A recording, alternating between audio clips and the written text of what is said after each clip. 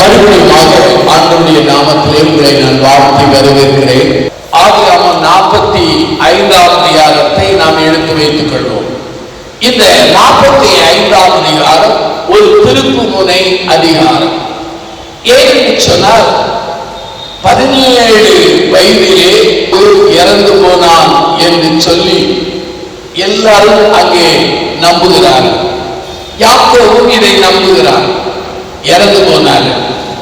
அவன் சகோதரர்கள் அவனை எங்கே அனுப்பினார்கள் என்று சொன்னால் உண்மையாகவே எகிப்துக்கு 20 வெள்ளிக்காசுக்கு விற்றுப்பட்டார்கள். அங்கே யோசேப்பை ஆண்டவர் கொண்டு சென்றது ஆண்டவர் தான். நம்ம வாழ்க்கையில எத்தனை பேர் நமக்கு விரோதியாய் எழுப்பினாலும் ஆண்டவர் சர்வ வல்லமையுள்ளவர். அவர் நினைத்ததை செய்வார். ரோமர் 8ஆம் அதிகாரம் 28 என்ன சொல்கிறது? தேவனிடத்தில் அன்புள்ளவர்களுக்கு சகலமும் எப்படி நடக்கும்? நன்மையாய் நடைபெறும். நம்முடைய தீமைகள், வீழ்ச்சிகள் அல்லது தடுமாற்றங்களை கூட ஆண்டவர் தன்னுடைய அன்புக்கென்று அவர் திருப்பி விடுகிறார். இப்போ இந்த யோசேப்பின் வாழ்க்கையில் நடந்தது தற்செயலா தேவ திட்டமாயிருந்தால் தற்செயல் அல்ல, தேவ திட்டம். ஆதியாகமம் 15ஆம் அதிகாரத்துல ஆபிரகாமுக்கு குழந்தை இல்லைன்னு அழுறான். அப்போது ஆண்டவருக்கு அவன் பலிபீடம் கட்டி ஆராதிக்கிறான். அப்போது அவனுக்கு நித்திரை வருகிறது.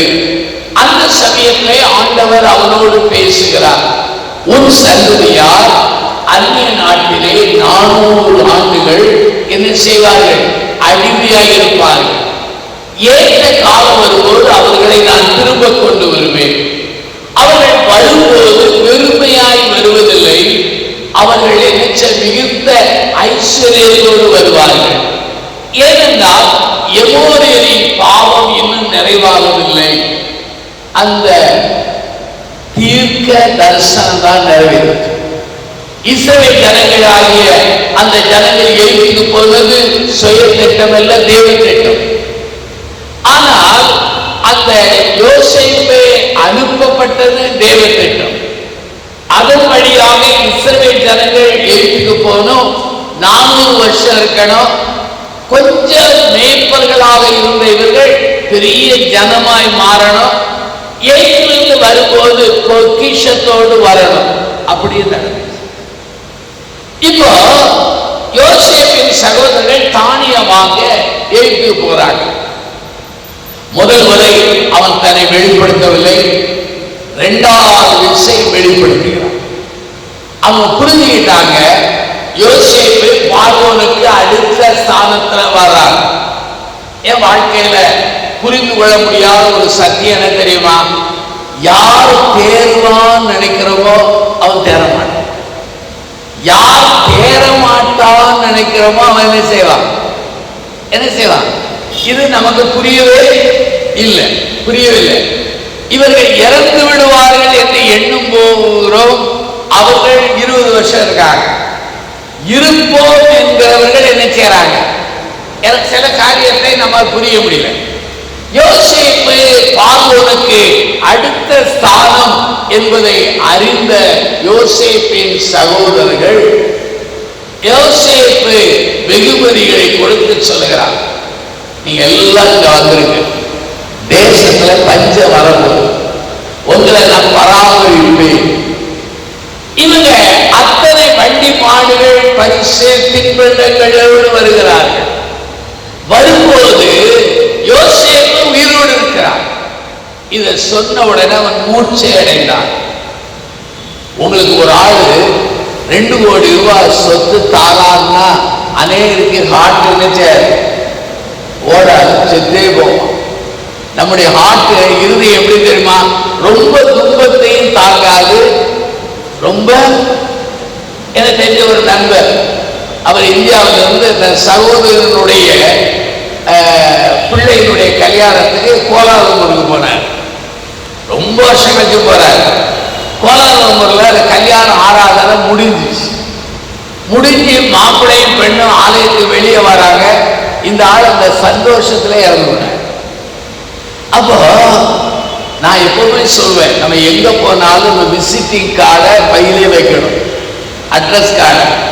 எப்ப நம்மளை கூடுறாருன்னு தெரியாது, இருந்தா நமக்கு வீட்டுக்காவது என்ன வரும் தகவல். இப்பவே சில பேனாவை எடுக்க ஆரம்பிச்சாச்சு.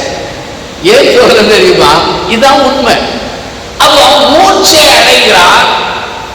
ஆனா தன் மகன் அனுப்பின வண்டி மாடுகளை கண்டபோது அவனுக்கு நம்பிக்கை வருது. அவன் நம்பிக்கை வரும்போது அவன் ஒரு வார்த்தை சொல்றான் பாருங்க, 45:28. அப்பொழுது இஸ்ரவேல் என் குமாரனாகிய யோசேப்பு இன்னும் உயிரோடு இருக்கிறார், இதுபோதும் நான் மரணம் அடையும் முன்னே அவனை பார்ப்பேன். இன்னைக்கு காலையில எழுந்து ராத்திரி எல்லாம் உட்கார்ந்து போராடிக்கிட்டு இருந்தேன். ஆண்டவரே, இன்னைக்கு ஒரு பிரசங்கம் 2 பிரசங்கம் பண்ணணும், நல்ல செய்தி தாருன்னு கேட்கும் போது ஆண்டவர் எனக்கு கொடுத்த வார்த்தை, பிஃபோர் ஐ டை, நான் இறப்பதற்கு முன்பு சொல்றான். நான் இறப்பதற்கு முன்பு, நான் மரணம் அடைவதற்கு முன்பு நான் என் மகனை போய் பார்ப்பேன். அவனுடைய இன்டென்ஷன், அவருடைய உள் என்ன தெரியுமா? சாவு எல்லாருக்கும் வரும், எனக்கு வரும். ஆனா வர்றதுக்கு முன்னால என் பையனை பேர் செய்யணும். ஏன் தெரியுமா? யாக்கோபு அதிகமாய் நேசித்த மகன் யாரு? யோசேப்பு. சில சமயம் ஆண்டவர் நம்ம யாரை நேசிக்கிறோமோ அவங்களதான் தொடுவார்.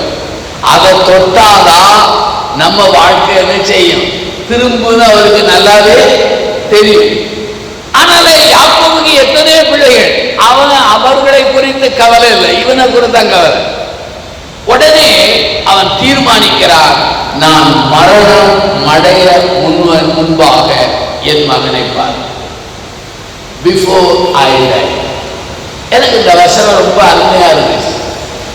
நானும் நீங்கள் மரணம் அடைவதற்கு முன்பு சில காரியத்தை செய்யணும். செய்யலாமா செய்யக்கூடாதா? சிலர் சொல்லுவாங்க, ஐயா செய்யணும், முதல்ல சொத்தெல்லாம் பிள்ளை பேர்ல பட்டா எழுதி வைக்கணும். அவர் சிலருக்கு அது எண்ணம், சிலருக்கு அங்கே இங்க ஒழிச்சு வச்ச பணத்தெல்லாம் யாருக்கையாவது சொல்லணும், இப்படி அனைத்து சொல்லுவாங்க. நான் சொல்றேன், பைபிள் அடிப்படையில சாவதுக்கு முன்னாலே என்ன செய்யும்? ஒரு வாலிபர் இருந்தான், அந்த வாலிபனுக்கு ஒரு பெரிய இன்டென்ஷன், என்ன பெரிய கோடீஸ்வரன் ஆகும். அதுக்காக இருந்த உடம்ப கவனிக்க மறந்தான், குடும்பத்தை கவனிக்க மறந்தான், நண்பர்களோட பழக மறந்தான், ஆலயத்தை மறந்தான், தெய்வத்தை மறந்தான். கடைசி கோடி பணம் வந்துச்சு, ஆனா எல்லாவற்றையும் இழந்து போனான். சுகத்தை இழந்தான், தெய்வத்தை இழந்தான், நண்பர்களை இழந்தான், உறவுகளை இழந்தான். எவ்வளவு பாருங்க. அப்போ இந்த இன்டென்ஷன், உள் எண்ணம் சில சமயம் குட்டாவும் இருக்கலாம், ஏதாவது இருக்கலாம், வேண்டாம். ஆனா இவன் சொன்னா, நான் இறப்பதற்கு முன்பு என் மகனை பார். சரி, ஒரு சில குறிப்புகளை நான் சொல்றேன். பைபிள் எடுங்க, பைபிள் எடுங்க. முதல் குறிப்பு என்ன தெரியுமா? I will be saved before I die. நான் இறப்பதற்கு முன்பு நான் ரட்சிக்கப்பட. அல்லேலூயா. இறந்த பிற்பாடு ரட்சிக்கப்பட முடிய வாய்ப்பு இல்லை. அதனால இறந்ததற்கு முன்னால நம்ம மீட்கப்படணும். நம்ம தெரிய திருச்சபை நம்ம தேசத்திலே ஒரு வலிமை நிறைந்த ஒரு திருச்சபை. நம்ம திருச்சபையில் இருக்கிற மக்களுடைய படிப்பு அதிகம், மனித வளம் அதிகம், திறமை அதிகம், எல்லாமே அதிகம் இல்லையா? நம்ம ஜனகிட்ட இருக்கிறது வேற யார்ட்டையும் கிடையாது. ஆனா நம்ம சபையிலோட அநேகரை பார்த்து நீங்க ரட்சிக்கப்பட்டீர்களா என்று கேட்டால் அவர் சொல்ற பதில் என்ன தெரியுமா? ரட்சிக்கப்பட்டது போலவும் தெரியல, படாத போலவும் தெரியல. நீங்க கல்யாணம் முடிச்சிருந்தா உங்களுக்கு தெரியும், முடிச்சிருங்கன்னு சொல்லுவீங்க, சாப்பிட்டிருக்கீங்கன்னா சாப்பிட்டேன்னு சொல்லுவீங்க. அப்போ மீட்கப்பட்டவனுக்கு நான் மீட்கப்பட்டேன் என்கிற நிச்சயம் தெரியும். அப்போ ஆண்டவருடைய பிள்ளைகளாக இருக்கிற நாம் பேர் கிறிஸ்தவர்களா இருக்கக்கூடாது. ஒருவேளை நம்ம சபை டாப்ல நம்ம பேர் இருந்தா போதாது, ஒழுங்கா கான்ட்ரிபியூஷன் காணிக்க கொடுத்தா போதாது, நாளைக்கு நடக்கிற அர்ப்பின் பண்டிகையில இருந்து உற்சாகமா ஏழை எடுத்தா போதாது இல்லையா? சபை தேர்தல்ல நடந்தால் போதாது இல்லையா? உங்க சபையினுடைய தேர்தலை நான் கேள்விப்பட்டேன், ரொம்ப அருமையா இருந்துச்சு, சாட்சியா இருந்துச்சு, மகிமை இல்லையா? சில சபைகள்ல தேர்தல் கோர்ட்டு வர என்ன செய்யுது போகுது. ஒரு சபையில எனக்கு போட்டாங்க, ஐயா ஓட்டு எடுப்பு நடக்கு, நீங்க ஓட்டு போடாதவங்க, அதனால நீங்க நடுநிலையாளராக நிற்கணும்னா. நான் முடியாது. ஏன்னு நான் சொன்னேன், நம்ம சபையில தேர்தல் நடக்கிற கதை எனக்கு தெரியும். 9 மணிக்கு ஆரம்பிக்கும், அடுத்த நாள் காலையில 9 மணி வரை நடக்கும். கண்ணை திறக்க கூட ஓட்டு பெட்டியே நிற்கிறான், தூக்கிட்டு ஓடிடுவான். இல்லைன்னா ஓட்டு 100 ஓட்டுனா பெட்டியே 200 ஓட்டு விடும். இந்த பரம ரகசியம்லாம் நம்ம பிள்ளைகள் தான் செய்யும். ஆனால் முடியாது. ஏன் சொல்றேன்னா, நீங்க நான் பேசுற பார்த்தோன்னு சொல்லணும், ஐயா சொல்லியிருப்பாரோ, நான் ஐயாவே நேற்று 5 மணிக்கு தான் பார்த்தேன், அவர்கிட்ட நான் பேசவே இல்லை இல்லையா? ரொம்ப பேசுறேன், அவரை பற்றி விசாரிச்சேன். உதவி இருப்பதற்கு நான் ரொம்ப பேசுறேன், அவருடைய குடும்பத்தை விசாரிப்பேன். ஏன் சொல்ற தெரியுமா? ஆவியானவர் சொல்றத நான் சொல்றேன். அப்போ நாம் மறுப்பதற்கு முன்பு என்ன செய்யணும் சொல்லுங்க, என்ன செய்யணும்? அப்போ இந்த உபவாச கூட்டம் முடிஞ்சு போகும்போது நம்ம எல்லாரும் என்ன செய்யணும் சொல்லுங்க? சத்தம் குறைஞ்சிட்டு பாருங்க, எங்கேயோ பாதாளத்திலிருந்து வருது இல்லையா? உங்களுக்கு 2 கைகளை தூக்குங்கள், 2 கால் உங்களுக்கு கிடைக்கும்னா எல்லாரும் சத்தம் கூடும். நான் அப்படி பிரசங்காரீங்க. ஆனா நாம் மீட்கப்பட வேண்டும், இதுதான் நம்ம சாகுனார்.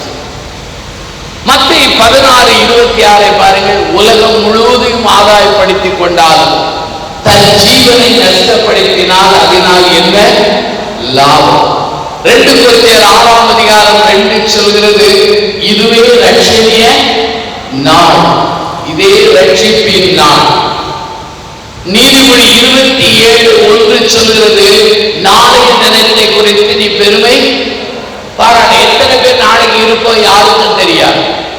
லூக்கா 12:14 16 20 வரை வாசித்தால் ஒரு பணக்கார விவசாயி நன்றாக விவசாயம் செய்கிறார். விளைவு அதிகமாய் வந்து விடுகிறது. ஒரு நாள் சொன்னால், என் ஆத்துமாவே உனக்காக அநேக வருஷங்களுக்கு புசித்து சாப்பிட்டு திருப்தி ஆவதற்காக களைஞர்களை இடித்து கெட்டி சேர்த்து வைத்திருக்கிறேன், புரிந்து இளைப்பாறு என்றார். அந்த ராத்திரியை ஆண்டவர் சொல்கிறார், மதியழகே, இந்த ராத்திரியிலே ஒரு ஜீவன் எடுக்கப்பட்டால் நீ சேகரித்தது யாருடையதான்? இந்த பணக்கார விவசாயி குறுக்கு வழியில விவசாயத்தை பண்ணார், யாருடைய நிலத்தையும் எடுக்கல. ஆனா அவனை பார்த்தாங்க மதியேடுகிறார். மதியேடனே என்று சொல்வதற்கு 3 ரீசன். முதல் ரீசன் என்ன தெரியுமா? ஆத்மாவுக்கு சரீரத்துக்கு அந்த வித்தியாசம் தெரியல. இப்ப நான் கேட்கிறேன், காலையில சாப்பிட்ட இட்லிய உடம்பு சாப்பிட்டதா ஆத்மா சாப்பிட்டதா சொல்லுங்க. சிலர் குழப்பம், வையா ஆத்மா தான், ஆத்மாவும் சாப்பிடாது ஆவியும் சாப்பிடாது, இதுதான் சாப்பிடும் சரீரம். ஆனா இவன் சொல்ற, என் ஆத்மாவே உனக்காக அநேக வருஷங்கள் நான் தானியத்தை சேர்த்து வைத்திருக்கிறேன், புசித்து குடித்து. ஆண்டவர் முதல் காரியம், முட்டாளே, ஆத்மாவுக்கு சரீரத்துக்கு உனக்கு வேறு தெரியும். 2வது என்ன தெரியுமா? அவன் சேகரித்தது எல்லாமே தன்னோடு வரும் நினைச்சான். வருமா? வருமா? நம்ம மரிச்சா ஒரு ட்ரெஸ் போட்டு அனுப்புவாங்க, கூடி போனா உங்க மூக்கு கண்ணாடி பல் சட்டையும் உள்ள போடுவாங்க, வேற எதையும். எங்க பகுதியில ஒரு அம்மா, வயசான அம்மா, அவங்க என்ன ரொம்ப நேசிப்பாங்க. 85 வயசு ஆயிடுச்சு. இறந்து போன உடனே, அதை கேள்விப்பட்ட உடனே நான் என்ன செய்தேன் தெரியுமா? அவங்க அடக்காரதையும் போனேன், அதுக்குள்ள கள்ளத்தோடுக்கு போயிட்டேன். கள்ளத்தோடுக்கு போயிட்டேன். போனா பெரிய குழி தோண்டியிருக்காங்க. போதரையா எழுந்து ஜோபுஷத்தை எடுத்து அடக்காரதனையே ஆரம்பித்தார். அடக்காரதனை முடிகிற நேரத்தில் ஒரு சத்தம் கேட்கும், அடக்காரதனை நிறுத்துங்கள். என் வாழ்க்கையில கல்யாணத்தை நிறுத்துங்கள்லாம் பார்த்துருக்கேன், ஆனா அடக்காரதனை நிறுத்துங்கன்னு பார்க்கல. என்னன்னு பார்த்தா அந்த அம்மாவுக்கு 85 வயசு, அவன் பையனுக்கு மூத்தவனுக்கு 62 வயசு. அவர் சொன்னாரு, ஐயா அடக்கத்தை நிறுத்துங்க. நான் கேட்டேன், ஏன்பா நிறுத்தணும்? எங்க அம்மாவுக்கு தலைமுடி அதிகம், அதனால காதுல என்ன இருந்துச்சு தெரியுமா? ஒரு பவுனுக்கு கம்மல் போட்டிருந்தாங்க, அதை மறந்துட்டு அதனால அதை எடுக்காம அடக்கம் பண்ணவே. நான் சொன்னேன், பரவாயில்லையா, யாரோ ஒரு வாலிபன் இறங்கப்பான்னு. அவர் சொன்னா இறங்கக்கூடாது, எங்க ஊர் பழக்கம் என்ன தெரியுமா? பாடியில கடைசியா யாரு எடுக்காங்களோ அது அவங்களுக்குரியது. உடனே அவரே கயிறை பிடிச்சி இறங்குறார், கிடு கிடு கிடு கிடு இறங்குறார்.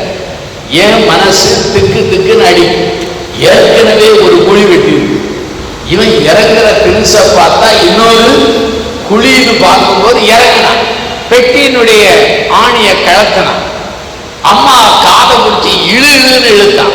அந்த அம்மா உயிரோடு இருந்தா 2 கன்னத்திலும் போட்டிருப்பான். எடுத்துட்டு மேல வர, மேல வரும்போது முகத்தை பார்க்கணுமே. அந்த அதாவது ஒலிம்பிக்ல தங்கப்பதக்கம் வாங்கின கதை இப்ப பார்த்து சொன்னா, போதரையா நடத்துங்க. அப்பந்தான் நினைச்சேன், ஆண்டவரே போதர் வேலைக்கு வராம இருந்ததுக்காக. போதர் வேலைலாம் கஷ்டமான வேலை. நான் போதகர் அம்மாரை வச்சுட்டே சொல்றேன், போதகமாருக்கு 3 திருக்காரியம் செய்வாங்க. திருமுழுக்கு அவங்க தான் கொடுப்பாங்க, திருமணமும் அதான் நடத்துவாங்க. கடைசியா நம்ம திரு அடக்கம் பண்றது யாருதான் சொல்லுங்க? அதான் போதனுடைய வேலை. கஷ்டமான வேலை. உத்தரத்துக்கும் ஜெபம் பண்ணணும், செத்தவனுக்கும் ஜெபம் பண்ணணும், பெரிய பிள்ளையானாலும் என்ன செய்யணும்? ஜெபம் பண்ணணும். அதே சமயத்துல டவுரி வாங்கினா அதை வாங்கி கொடுக்கறது யார் வேலை தான்? பழைய காலத்துல போட்டோ எடுத்தாங்க, வீடியோ எடுக்காங்க தெரியுமா? டைவர்ஸ் கேஸ் வந்தா இதை என்ன செய்யணும்? நானா தான் நிச்சயத்துக்கும் போறது கிடையாது, கல்யாணத்துக்கும் போறது கிடையாது. ஏன் சொல்ற தெரியுமா? போதற வேலை கஷ்டம். என்னுடைய 199.9 நண்பர்கள் போதர்கள் பிஷப்மார். அவங்கெல்லாம் ஊழியத்துக்கு வரும்போது பிரஷர் கிடையாது, சுகர் கிடையாது. ஆனா ஊழியத்துக்கு வந்தா எதெல்லாம் வரும்? என்ன சத்தம் இல்லை? நீங்க ஒரு நாள் போதர் வேலை உட்கார்ந்து பாருங்க, உங்களுக்கு அப்பதான் தெரியும். அப்போ முதலாவது முட்டாள்தனத்துக்கு காரணம் என்ன? ஆத்மாவுக்கும் சரீரத்துக்கும் வித்தியாசம் தெரியல. 2வது தான் சேகரித்தது தன்னோடு வரணும். 3வது முட்டாள்தனம் என்ன தெரியுமா? அநேக நாட்கள் இருப்பேன் என்று எண்ணினான். என் ஆத்மாவே, உனக்காக தானியத்தை சேர்த்து வைத்திருக்க அநேக நாட்கள், எனக்கு உங்களுக்கு அநேக நாள் என்று யாரும் சொல்லவே முடியாது. யாருக்கும் தீர்க்க ஆயுசு கிடையாது. ஆண்டவர் கூப்பிட்டால் போய் தான் தீரும். அப்படியே அருமையானவர்களே, ஆகவேதான் அந்த மனுஷனை பார்த்து சொல்றா, இந்த நாளிலே உன் ஜீவன் எடுத்துக் கொள்ளப்படுமானால் நீ செய்திருந்தது யாரும் இல்லை. அதனுடைய பொருள் என்ன? இவன் நித்தியத்துக்காக, நித்திய ராஜ்யத்துக்காக ஐஸ்வர்யத்தை சேர்க்கவே இல்லை, தனக்காக. அப்போ I will be saved before I die. நான் சாகிறதுக்கு முன்னாலே என்ன செய்யணும்? சில சொல்லுவாங்க, பிரதர் கள்ளன் கடைசி நேரத்தை மனம் திரும்பினான். நானும் கடைசி நேரத்தில் மனம் திரும்புறேன். மனம் திரும்புங்க. ஆனால் கள்ளனுக்கு கோமா வரல, நல்ல நினைவு இருந்துச்சு, பேசுறதுக்கு ஜெபிப்பதற்கு என்ன இருந்துச்சு? நேரம் இருந்துச்சு, தீர்மானம் இருந்துச்சு, தெளிவு இருந்துச்சு. ஆனா எனக்கு உங்களுக்கு கடைசி நேரத்துல ஒருவேளை தெளிவு வரும் என்று யார் சொல்ல முடியும்? சொல்ல முடியும். அப்போ முதலாவது நம்ம ரட்சிக்கப்படும், மரிப்பதற்கு முன்பாக ரட்சிக்கப்படும். அப்போஸ்தலர் 24 அப்போஸ்தலர் 26ஆம் அதிகாரம் இதையெல்லாம் பார்த்தீர்கள் என்றால் அகிரிப்பியா ராஜாவுக்கு பவுல் வார்த்தையை சொல்கிறான். அவனும் அதை ஏற்றுக்கொள்ளவில்லை. அப்போஸ்தலர் 24:20 பெலிக்ஸ் என்பவனுக்கு நற்செய்தியை பவுல் சொல்கிறார். அவன் சொல்கிறான், சமயம் வரும்போது உன்னை என்ன செய்கிறேன், அழைக்கிறேன். ஆனா பின்னால சரித்திரத்தை பாருங்க, பெலிக்ஸோ அகிரிப்பா ராஜாவோ ஆண்டவரை ஏற்றுக்கொண்டதாக வரலாறு கிடையாது. அப்போ இன்றைய ரட்சியல் நாள் ஆண்டவரை ஏற்றுக்கொள்ள. அவங்க முதலாவது நாம் மரிப்பதற்கு முன்பு செய்ய வேண்டியது என்ன, மீட்கப்படும். இரண்டாவது, I will obey God before I die. நான் சாகிறதற்கு முன்னால ஆண்டவரின் வார்த்தைகளுக்கு என்ன செய்யணும், கீழ்ப்படியணும். ஆண்டவர் வேறு எது 1 சாமுவேல் 15 பாருங்க. அமெரிக்க ராஜாவை கொன்று விடு, அமெரிக்க ஜனங்களை அழித்து விடு என்று ஆண்டவர் சொன்னார். ஆனால் சவுல் என்ன செய்தான், அமெரிக்க ராஜாவை விட்டுவிட்டான். அங்க இருக்கிற ஆடு மாடுகளின் முதல் தரமானதை அவன் சேர்த்தான், மற்றதெல்லாம் கொண்டு கொண்டான். இப்ப சாமுவேல் கேட்கிறார். சாமுவேலை சந்தித்த போது சவுல் சொல்கிற ஒரு காரியம் என்ன, நான் எல்லாம் செய்தேன். அப்பதான் சாமுவேல் சொல்கிறார், என் காதுகளில் கேட்கிற சத்தம். அப்பதான் 1 சாமுவேல் 15ஆம் அதிகாரம் 22-23 சொல்கிறது, பலியை பார்க்கிலும் கீழ்ப்படுதல் முக்கியம். அப்ப நம்ம வாழ்க்கையில ஆண்டவரின் வார்த்தைகளுக்கு நாம் என்ன செய்யணும், கீழ்ப்படியணும். அப்போஸ்தலர் 26 நினைங்க, 26 19 நினைக்கிறேன், 19 அல்லது 14 இருக்கு, 19 நினைக்கிறேன். அவன் மனம் திரும்பின அந்த புதிய ஏற்பாட்டு சவுல் சொல்கிறார், அந்த பரம தரிசனத்துக்கு நான் கீழ்ப்படியாதவனாய் இருக்கவே இல்லை. அப்போ ஆண்டவர் நம்மிடத்துல எதை விரும்புகிறார், சாவுக்கு முன்னால எல்லாம் என்ன செய்யணும், கீழ்ப்படிதல் கீழ்ப்படியாமை 2 எதிர்மறை வார்த்தை. கீழ்ப்படுகிறவர்களுக்கு தந்தருகிற பரிசுத்த ஆவியானவர். கீழ்ப்படுகிற மக்கள் தான் ஆசீர்வாதத்தின் முதல் படியிலே ஏறுகிறார்கள். அப்ப நம்ம வாழ்க்கையில கீழ்ப்படுதல் ரொம்ப முக்கியமான ஒரு காரியம். சிலர் கீழ்ப்படுதல் என்ன வருகிறது, பகுதி கீழ்ப்படுதல், பார்ஷியல் ஒபீடியன்ஸ். சிலர் பூரண கீழ்ப்படுதல். உங்க பைபிளை வாங்கி நான் பார்த்தேன்னா நல்ல நல்ல வாக்குத்தத்தம்லாம் கோடு போட்டிருப்பீங்க. ஐயோ நான் நிஜ மாட்டேங்க, கோடு போட மாட்டாது. யாருக்குரியது, இஸ்ரவேலுக்குரியது. வாக்குத்தத்தம் மாத்திரம் யாருக்குரியது. அதுல ஆண்டவர் சொல்கிற வார்த்தைகளிலே நம்மை பாதிக்காதவருக்கு கீழ்ப்படிவோம். இப்ப ஆண்டவர் சொல்றார், உனக்குரியதை விட்டு ஏழைக்கு கொடுத்து விட்டு என் பின்னாலே வா என்றால் நம்ம சபையில் பெஞ்சுதான் இருக்கும், யாரும் இருக்க மாட்டாங்க. ஏன்னா இதெல்லாம் நமக்குரியது அல்ல. ஆண்டவர் உன்னோடு, உங்களோடு, நம்மோடு வசனத்தின் வழியாக, ஆவியானவர் வழியாக தனிப்பட்ட அளவிலே என்னென்ன காரியம் செய்ய சொல்கிறாரோ அதை அப்படியே கேள்வி. அப்ப நீங்க ஒரு முடிவெடுக்கிறோம், நான் சாகிறதற்கு முன்பாக என்னென்ன காரியங்களாம் கீழ்ப்படியாமல் இருந்தேனோ அதையெல்லாம் நான் என்ன செய்யணும், கீழ்ப்படி. இன்னைக்கு நம்ம சபை மக்கள் அத்தனை பேர் கீழ்ப்படிந்தார்கள் என்றால் நம்ம பேராயத்திலே நம்ம சபை தான் எழுப்பதின் சபையா இருக்கு இல்லையா? நம்ம சபை மக்கள் எல்லாம் ஆண்டவருக்கு கொடுப்பதிலே கீழ்ப்படிந்ததா இருந்தால் நம்முடைய சபை யாரிடத்திலும் கேட்க வேண்டிய அவசியம் இல்லை. இந்த எழுத்து காலத்துல பொள்ளாச்சின்னு ஒரு இடத்துக்கு நான் போயிருந்தேன், சிஎஸ்சி. அந்த ஆலயத்தை பார்த்தா பல கோடிக்கு கட்டியிருக்காங்க. அவருடைய ஆடியோ சிஸ்டம் எல்லாமே ரொம்ப பயங்கரம், எல்லாம் தேக்கு. நம்ம விருதுநர் ஆலயத்தை காட்டிலும் அதை காட்டி எத்தனையோ மடங்கு சிறப்பாக செய்திருக்காங்க. நான் ஆலயத்தை பார்த்த உடனே அசந்துட்டேன். அந்த ஆலயத்துல கால ஆராதனைக்கு வர்ற பெரியவங்களுக்கெல்லாம் சாப்பாடு உண்டு. கன்வென்ஷன் போட்ட வருகிறவர்களுக்கெல்லாம் என்ன உண்டு? சாப்பாடு உண்டு. பெரிய மகிமை. என்னை அழைத்திருந்தார்கள். நான் போகும்போது ஆச்சரியப்பட்டேன். காரணம் என்ன தெரியுமா? அந்த மக்கள் இவ்வளவு குறைந்தது 8-10 கோடி வந்திருக்கும் நினைக்கிறேன். அவ்வளவு அந்த லோக்கல் சபை தான் கொடுக்குது. அப்ப யோசித்த ஆண்டவருடைய வார்த்தைக்கு அந்த சபை என்ன செய்யுது? கீழ்ப்படியுது. ஆண்டவரே, நான் பண்ணுகிற ஜெபம் எல்லாம் என்னுடைய மரணத்துக்கு முன்பாக நான் எங்கெங்கெல்லாம் கீழ்ப்படியாமலே விழுந்தேனோ அதையெல்லாம் கண்டுபிடித்து நான் சரி பண்ண எனக்கு கிருபை தாரும் என்று ஜெபிக்கிறேன். அப்ப 2 காரியத்தை சாவுக்கு முன்னால் செய்யணும். சாவுக்கு முன்பாக நான் மீட்கப்படணும். 2வது, சாவதற்கு முன்னால நான் என்ன செய்யணும்? என்ன செய்யணும்? ஆண்டவர் கீழ்ப்படிகிறவர்களை விரும்புகிறார். ஆபிரகாமை அழைத்து நான் காண்பிக்கிற தேசத்துக்கு போ என்றால் உடனே கீழ்ப்படிந்தார். ஆண்டவர் பவுலை அழைத்த போது அவனுக்கு ஆண்டவர் வெளிப்படுத்தும் போது ஆண்டவருடைய சித்தத்துக்கு கீழ்ப்படிந்தார். இன்னைக்கு பழைய காலத்தின் மிஷனரிகள் எல்லாம் ஆண்டவருடைய அழைப்பை ஏற்று நம்முடைய இந்தியாவுக்கு வந்ததுனால்தான் இவ்வளவு பிரம்மாண்டமான ஆலயத்தை என்ன செய்ய முடியுது?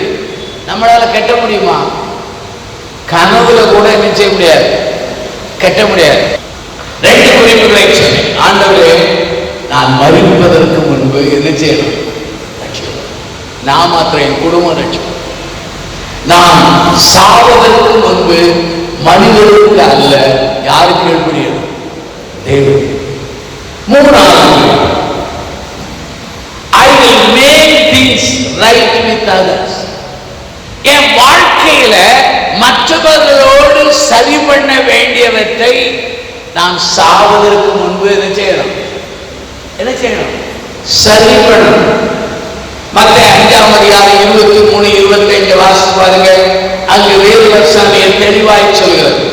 நீ ஆலயத்தை காணிக்கை செலுத்த வரும் பொழுது உன் சகோதரன் பேரிலே உனக்கு குறை உண்டென்று உணர்ந்தால் நீ பலிபீடத்திலே உன் காணிக்கையை வைத்துவிட்டு போய் முதலாவது ஒப்புரவாக பின்பு வந்து காணிக்கையை செய், செலுத்து என்றார்.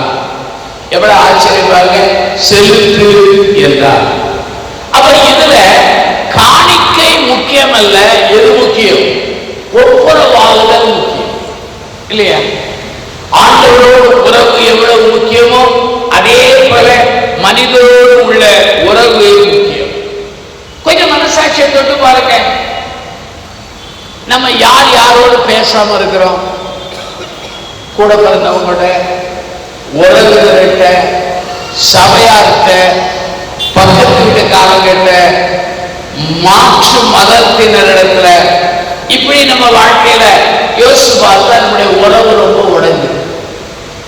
அப்போ சாவுக்கு முன்னால மற்றவர்களோடு உடைந்த உறவை நம்ம என்ன செய்யணும்? என்ன செய்யணும்? நமக்கு ஒரே ஒரு விரோதி பிசாசு தான், மனிதர்கள் அல்ல. மனிதர்கள் அல்ல. ஒப்புரவாகுதல் இருக்கிற சந்தோஷம் ஒன்றுமே. பிதாவுக்கும் பூமியில் உள்ள ஜனங்களுக்கு ஒப்புரவாகத்தான் குமாரன் வந்தார். குமாரனாகிய இயேசு வந்ததினால்தான் யூதர்களுக்கும் புறமக்களுக்கு இடையில் உள்ள அந்த அந்த பிளவு மாறி இணைந்தது இல்லையா? அப்போ சாவதற்கு முன்னால நம்ம என்ன செய்யணும்? 2 குறிப்புல சந்தோஷமா சொன்னேங்க. 3வது சந்தோஷம் வரல. அல்லேலூயா, அல்லேலூயா. ஒரு தங்கச்சி என்கிட்ட சொல்றா, என் மாமியார் பாடாப்படுத்துவா ஐயா, அவளுக்காக நான் ஜோம் பண்ண அவளுக்கு ஆயுசு 85 வயசு ஆயிட்டு. நான் சொன்னேன், அவளுக்கு சாகணும்னு ஜோம் பண்ணாத, தேவ கையில போடு. என்னென்ன என் ஜபத்தை மாத்திரம் ஆண்டவர் எழுத மாட்டார். நான் சொன்னேன், இன்னைக்கு உன் மாமியார சொல்றேன், நீ ஒரு நாள் மாமியாரா மாறுவ, அன்னைக்கு இதே படத்துக்கு மேல நீ இருப்ப. ஏன்னா மனித சுவாபம் அப்படி இருக்கு. அதனால உன்னை மாற்றிக்கொள் என்று சொன்னேன். அப்போ 3 குறிப்பு சொன்னேன். முதல் குறிப்பு என்ன தெரியுமா? நான் மரிப்பதற்கு முன்பு என்ன செய்யணும்? ரட்சிக்கப்படும். இரண்டாவது குறிப்பு என்ன? நான் மரிப்பதற்கு முன்பு நான் என்ன செய்யணும்? கீழ்ப்படியணும். மூன்றாவது குறிப்பு என்ன? நான் மரிப்பதற்கு முன்பு யார் யாரோடு உறவை சரி பண்ண வேண்டுமோ அதையெல்லாம் என்ன செய்யணும்? சரி பண்ண. நான் தைரியமே சொல்றேன், எனக்கு இந்த உலகத்தில் விரோதி கிடையாது. விரோதி ஒரே ஒருத்தர் சாத்தான. எத்தனையோ பேர் என்ன விரோதியா இன்னைக்கு வரை இருக்கிறாங்க. நான் அவங்கள தோல்ல தட்டி பேசிட்டு போவேன். ஏன் தெரியுமா? ஆண்டவர் ரோமர்கள் நிறுவனத்தில் வரும்போது தேவ ஆவியினால் அவருடைய அன்பு நம்முடைய உள்ளத்தில் இருக்கு. பலத்தினால ஒருத்தன் இழுக்க முடியாது, பரலோக அனுபவங்களினாலே இழுக்க முடியாது. இந்த அன்பு தான் நம்மளை என்ன செய்யும்? அப்படியே கடைசி குறிப்பை நான் சொல்கிறேன். கடைசி, I will seek to win someone else before I die. நாலாவது குறிப்பு என்ன தெரியுமா? நான் மரிப்பதற்கு முன்பு யாராவது ஒருவரை ஆண்டவருக்குள் ஆத்தும ஆதாயம் பண்ணுவேன். நாம் மடிந்தால் தேவ சமூகத்திலே காணப்படும் பொழுது நாம் வெறுமையாய் செல்லக்கூடாது. எப்படி செல்லணும்? ஆத்தும ஆதாயம். பிலிப்பி 4:1 பவுல் சொல்றார், பிலிப்பி சபையாரே நீங்கள் எனக்கு கிரீடமாய் இருக்கிறீர்கள். ஆத்துமாக்கள் தான் நமக்கு என்னது? கிரீடம். எத்தனை பேரை நீங்க ஆத்தும ஆதாயம் பண்ணுகிறீர்களோ அதுதான் கிரீடம். உலகத்துல ஒருத்தருக்கு சாப்பாடு கொடுக்கிறது எளிது, துணி கொடுக்கிறது எளிது, ஆனா வேலை கொடுப்பது எளிது. அவன் ஆண்டவர்களை கொண்டு வருவது மிக மிக மிக மிக கடினம், மிக மிக கடினம். ஆத்தும ஆதாயத்தை நாம் சொந்த பலத்தில் செய்ய முடியாது, ஆண்டவர் தான் செய்வார். ஆத்தும ஆதாயத்தை ஆண்டவர் தூதர்களை கொண்டு செய்யவில்லை, ஆதாமின் சந்ததியாகிய என்னை கொண்டு உங்களை கொண்டு என்ன செய்கிறார்? ஆண்டவர் ஆவியாய் இருக்கிறார். அவருக்கு பேசுவதற்கு நாவு வேண்டும், நடப்பதற்கு கால் வேண்டும், எழுவதற்கு கைகள் வேண்டும், பாடுவதற்கு குரல் வேண்டும். அதற்காகத்தான் என்னை உங்களையும் தேடுகிறார் இல்லையா? அப்ப நானும் நீங்களும் ஆத்தும ஆதாயம் செய்யணும். சபைக்கு ஆண்டவர் 3 பொறுப்புகளை தந்தார். முதல் காரியம் என்ன தெரியுமா? கட்டளை. ஆண்டவர் சபை கொடுத்த மகா பெரிய கட்டளை என்ன தெரியுமா? உலகமெங்கு போய் சர்வ ஜாதிகளுக்கும் நற்செய்தியை. இதுதான் மேஜர். பிரைமரி எல்லாம் இந்த பள்ளிக்கூடம் ஆஸ்பத்திரி எல்லாம் பிரைமரி, அதெல்லாம் அது சாதாரணமானதுதான். அதாவது அது முக்கியமானதல்ல, சாதாரணமானது. ஆனா ஆத்தும ஆதாயம் செய்வதுதான் சபைக்கு ஆண்டவர் கொடுத்த மகா பெரிய கட்டளை. சரி, மகா பெரிய விருந்து என்ன? திருவிருந்தார். அசனா திருவிருந்து அல்ல, அது மகாவர். ஆண்டவர் சபைக்கு கொடுத்த விருந்து என்ன தெரியுமா? திருவிருந்து. ஆண்டவர் திருச்சபைக்கு கொடுத்த மகா பெரிய கற்பனை என்ன தெரியுமா? ஒருவரில் ஒருவர் அன்பு. இந்த 3 தவிர இன்னைக்கு அநேக சபைகள் மற்ற எல்லாம் செய்யறாங்க. கட்டளையை விட்டுட்டாங்க, கற்பனையை விட்டுட்டாங்க, விருந்த விட்டுட்டாங்க. நான் சொல்றேன், இதுதான் சபை கொடுக்கும். அப்படியானால் நம்முடைய வாழ்க்கையிலே ஆத்தும ஆதாயம் செய்ய வேண்டும். யாக்கோபு நிருபம் 4ஆம் அதிகாரம் 14 பாருங்கள். நாள தினத்திலே இதை செய்வோம் அதை செய்வோம் என்று சொல்கிறோம், ஆனால் நன்மை செய்ய அறிந்த நாம் அதை செய்யாமல் போனால் அது என்னதாக இருக்கும்?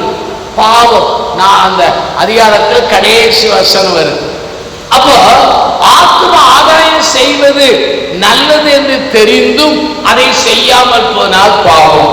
அடுத்தது பாருங்க, யாக்கோபு 5ஆம் அதிகாரத்துல கடைசி 2 வசனம் 12, 13 நினைக்கிறேன். அதுல போட்டிருக்கு, ஒருவன் சத்தியத்தை விட்டு விலகுவானால் அவனை திருப்பினால் அவன் திரளான பாவத்தை என்ன செய்கிறவன்? அப்போ ஒருவனை ஆண்டவருக்குள்ளே கொண்டு வருவது பின்வாங்கி போனவனை கொண்டு வருகிறது என்ன தெரியுமா? அவன் திரளான பாவத்தை என்ன செய்கிறான்? திரளான பாவத்தை எது மூடும்? அன்பு. திரளான பாவத்தை நான் ஆண்டவர் மேலே அன்பு வைத்திருந்தால் ஆத்தும ஆதாயம் செய்யலாமா செய்யக்கூடாதா? துண்டு பிரதி கொடுக்கலாம், இல்லைன்னா முழங்கால் போட்டு ஜெபம் பண்ணலாம், அல்லது போதவர்களோடு சேர்ந்து சபை குழுவோடு சேர்ந்து ஊழியம் செய்யலாம், அல்லது வட இந்தியாவிலே மிஷனரி ஊழியங்களை என்ன செய்யலாம்? தாங்கலாம், அல்லது நம்முடைய குடும்பத்தின் சார்பாக ஒரு மிஷனரிகளை அனுப்பலாம், அல்லது ஆலயம் இல்லாத இடத்திலே ஒரு ஆலயத்தை என்ன செய்யலாம்? கட்டலாம், அல்லது ஊழியத்திற்கு வருகிற அநேக மாணவர்களை இறையில் கல்வியிலே படிக்க வைக்கலாம், அல்லது ஊழியத்துக்கு வந்தவர்களை நாம் தாங்கலாம், இல்லையா? ஆத்தும ஆதாயம் செய்வதுதான் கிறிஸ்தவன் மேல் விழுந்த கடமை. நான் நற்செய்தியை சொல்லாமல் போனால் அது என் வாழ்க்கையில எனக்கு ஐயோ. D.L. மூடி என்கிறவர் அமெரிக்காவில் சிறந்த ஊழியர். நான் ஒரு முறை சிக்காகோ பட்டணத்துக்கு போகும்போது D.L. மூடியினுடைய அந்த ஆலயத்தை போய் பார்க்க போனேன். பிரம்மாண்ட ஆலயம், 4000 பேர் உட்கார்ற ஆலயம். அவருடைய அந்த மூடி பைபிள் காலேஜ் போய் பார்த்தேன். சிறப்பான ஒரு கல்லூரி. அவர் ஒரு போதகர் அல்ல, ஒரு லேமன், ஆனால் நல்ல ஊழியம் செஞ்சாரு. அவர் ஊழியம் செய்யும்போது ஒரு நாள் ஊழியம் செஞ்சுட்டு வீட்டில் வந்து நல்ல களைப்பா தூங்குறாரு. தூங்கும்போது ஆவியானவர் சொன்னாராம், மகனை எழுந்து தெருவுக்கு போ, அங்கே ஒருவர் கொடை பிடித்து கொண்டு வருவார், அவன்கிட்டவே நற்செய்தியை சொல்லு. இவர் சொன்னாரால், பகல் இரவெல்லாம் ஊழியம் செய்துட்டேன், விட்டுருமையா. தூண்டினால் போனார். ஆண்டவர் சொன்னபடியே ஒருவன் கொடை பிடிச்சிட்டு வரான். மழை பெய்யுது. வெளிநாட்டுக்காரனுடைய பண்பு என்ன? அவன் வீட்டுக்குள்ள போனாலும் கொடைக்குள்ள போனாலும் முதல்ல பெர்மிஷன் நினைச்சேடும் கேட்கணும். இவர் நினைச்ச ஊழிய ஆத்திரத்துல கொடைக்குள்ள நுழைஞ்சிட்டார், அனுமதி கேட்கல. அவன் கோபப்பட்டான். அவன் கோபத்தெல்லாம் கண்டுகிடாது நற்செய்தி சொல்ல ஆரம்பிச்சார். நற்செய்தியை சொல்லும் போதுதான் இந்த அருமையான அந்த கொடைபிடிச்சவன் சொன்னா, மைண்ட் யுவர் பிசினஸ். இவர் சொன்னார், என் பிசினஸே என்னதான் ஊழியன். இவர் போய் ரூம்ல போய் படுத்துட்டார். ஒரு 15 நாள் கழிச்சு அவன் மூடியினுடைய கதவை தட்டுறாங்க. தந்தா ஒருத்தர் நிற்கிறார். அவர் உள்ள வரலாமா? நான் வாங்கையான. அவர் சொன்னாரு, நீ ஒரு 15 நாளைக்கு முன்னாடி கொடை பிடிச்சிட்டு போகும்போது சொன்ன சுவிசேஷத்தை சொன்னேன். அன்னைக்கு இருந்த ஆத்திரத்துல என் காதுல ஒண்ணுமே கேட்கல. நீ சொன்ன நாள்ல எனக்கு நிம்மதி இல்லை, தூக்க வரல, உட்கார்ந்து சொல்லுப்பாங்க சொன்னாராம். அவன் ஆண்டவரை ஏற்றுக்கொண்டாராம். பின்னாலே மூடியினுடைய நற்செய்தியாளராக மாறினார். யாருக்கு தெரியும்? நாம் சுவிசேஷம் சொல்றவங்க பெரிய ஊழியக்காரனா மாறுவாங்க. நான் ஒரு கிராமத்தில் பேசும்போது பேசிட்டு இருக்கேன். பக்கத்துல கல்யாண வீட்டுக்காரங்க குழாயை தச்சுக்கினால திரும்பிட்டாங்க. கதவு ஜன்னெல்லாம் அடைச்சு பிரசவம் பண்ணிட்டு இருக்கேன். பிரசவம் பண்ணிட்டு போது திடீர்னு ஒரு கதவை திறந்து ஒரு வாலிபம் வாரம் வந்தவன் பிரசவத்தை கேட்டுருந்தான். திடீர்னு அவன் மேல கடவுளுடைய ஆவி இறங்கியது. ஒரு புழு துடித்தது போல தரையில உருண்டு அழுது புலம்புறான். நான் பிரசவம் பண்ண முடியல, நிறுத்திட்டு அவனுக்காக ஜெபம் பண்ண ஆரம்பிச்சோம். அழுது ஒப்பு கொடுத்தான், ஆண்டவரே நீ மன்னியும். அவன் அமைதியான உடனே கேட்ட, தம்பி நீ யாரு? ஐயா நான் பம்பாயில இருந்து வரேன், கல்யாண வீட்டுக்கு வந்தேன், பாட்டு சத்தம் கேட்டவன உள்ள வந்துட்டேன், நான் மகாபலிய பாவி, இந்த கூட்டத்தில் என்ன ஆண்டவர் தொட்டுட்டாரு, ரட்சிக்கப்பட்டுட்டேன், இப்ப பம்பாய்க்கு போறேன், பழைய பாவை என்னை ஜெயித்து விடுமா? நான் பயப்படாத, ஆண்டவர் கையிலே நீ இருக்கிறார், யாரும் உன்னை அவர் கையிலிருந்து பிடுங்க முடியாது. நான் ஒரு 15 வருஷம் கழிச்சு பம்பாயில நல்ல மேய்ப்பர் ஆலயம் என்று தாராவில பேசுறேன். பெரிய ஒரு ஆலயம், தாராவில பெரிய ஆலயத்தில் பேசியிருக்கேன். ஆராதனை முடிஞ்சான்னா ஒரு அருமையான சகோதரர், ஒரு பெரிய 10-20 வாலிபர் வந்தாங்க. ஐயா என்ன தெரியுமா? நாங்க தெரியாது. ஒரு கல்யாண வீட்டுக்கு வரும்போது அது கோயிலுக்குள்ள நுழைஞ்சி துடிதுடித்து ஆண்டவருக்கு அர்ப்பணிச்சேனே அது நான். தம்பி நீ என்னமா செய்யறேன்னு கேட்டேன். அண்ணன் ஒரு டெலிகம்யூனிகேஷன்ல பெரிய இன்ஜினியரா இருக்கேன். நான் ஒரு ஊழியத்தை ஆரம்பிச்சேன். என்ன ஊழியம் பாருங்க, இயேசு தொடுகிறார். உண்மை நல்ல ஊழியம் இல்லையா? அப்ப என்ன செய்த அது அந்த ஊழியத்தை ஆரம்பிச்சு ஏராளமான மக்களை ஆத்மாதம் ஆன்லைன் ப்ரேயர் வாங்கினா நான் போதத்தை அனுமதி வாங்கி அன்னைக்கு ராத்திரி ஆன்லைன் ப்ரேயர் போனேன். அங்கே தாராவியினுடைய தெருக்கள்லாம் சின்ன சின்ன நெருக்கம், நீள தெருவில் லைட்டு கட்டி ஆன்லைன் ப்ரேயர் பார்த்தா 500க்கு அதிகமான மக்கள் உட்கார்ந்து அவ்வளவு வரைக்கும் இவர் ஆண்டருக்குள் கொண்டாங்க. ஏன் சொல்றேன் தெரியுமா? நாம் மறிப்பதற்கு முன்பு யாரும் ஒருவரை ஆண்டவருக்குள் செய்யணுமா செய்யக்கூடாது. எழுதியிருப்போம்.